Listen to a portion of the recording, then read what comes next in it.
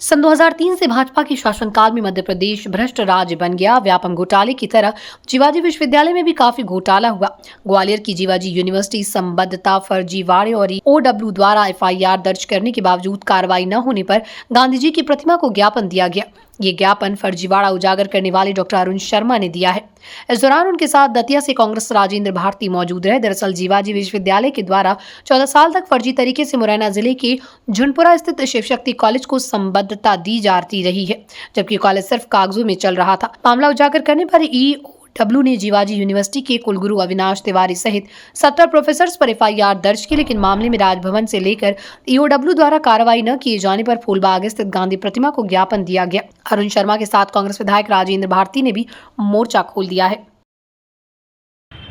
मध्य प्रदेश वर्ष 2003 से भारतीय जनता पार्टी की सरकार ने घोटालों का, भ्रष्टाचारों का और अनियमितताओं का प्रदेश बना दिया है।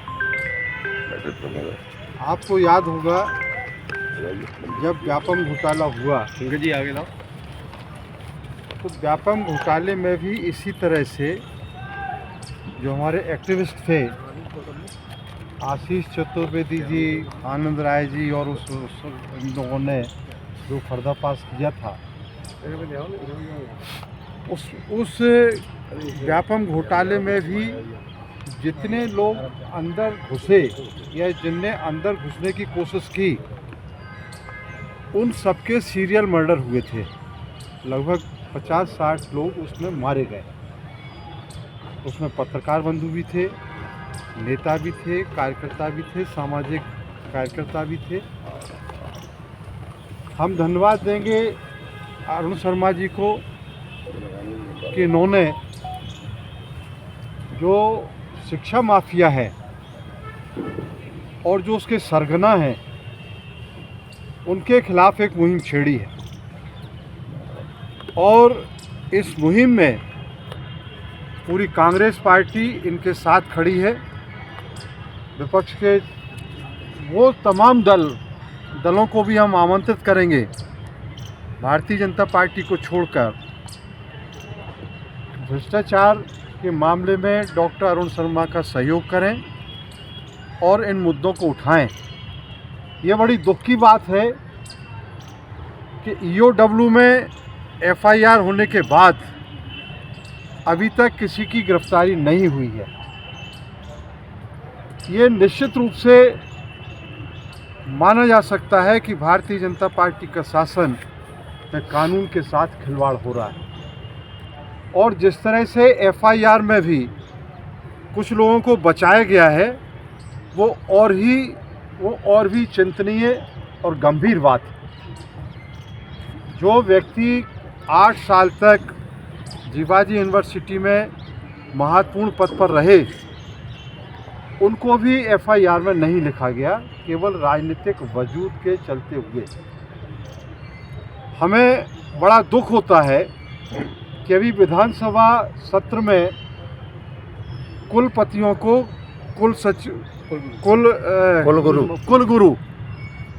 कुलगुरु शब्द से संबोधित किया गया।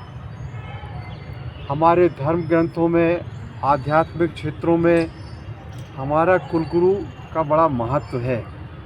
उस कुलगुरु को ये बदनाम जो इन पदों पर बैठे वो कर रहे हैं और सरकार उनका साथ दे रही है, इसलिए और ज़्यादा गंभीर बात ये हो जाती है।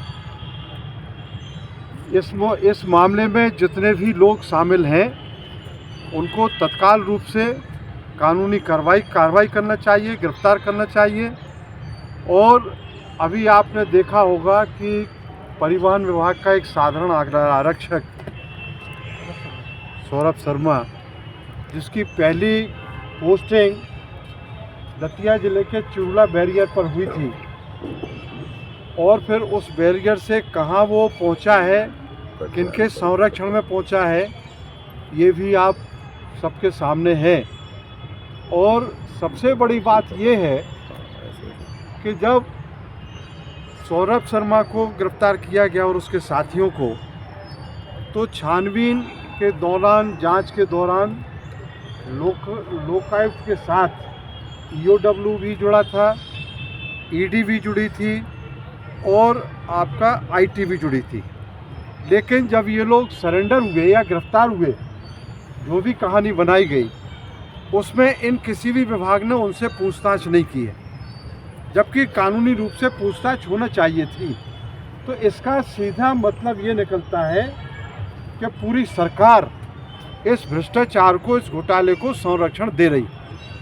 अरुण शर्मा जी के संबंध में भी यही हो रहा है और हम शासन से मांग करेंगे कि अरुण शर्मा जी को भी सुरक्षा दी जाए, क्योंकि इनकी जान को खतरा हो सकता है। और जिस तरह से आशीष चतुर्वेदी को खतरा हुआ, एक सौरभ कांड जिसने उठाया, संकेत साहू, ये सब कुछ हमारे जाने पहचाने ऐसे एक्टिविस्ट हैं जो लगातार भ्रष्टाचार को उजागर कर रहे हैं। और इसमें अच्छी बात ये है कि मीडिया इन लोगों का पूरा सहयोग और मदद कर रही है। हम इसके लिए आप सबको धन्यवाद देंगे कि इन मुद्दों को आप उठाते रहिए, क्योंकि ये मुद्दे, भ्रष्टाचार को जब तक हम नहीं लड़ेंगे, ख़त्म नहीं करेंगे, तब तक हमारा समाज भी नहीं बदलेगा।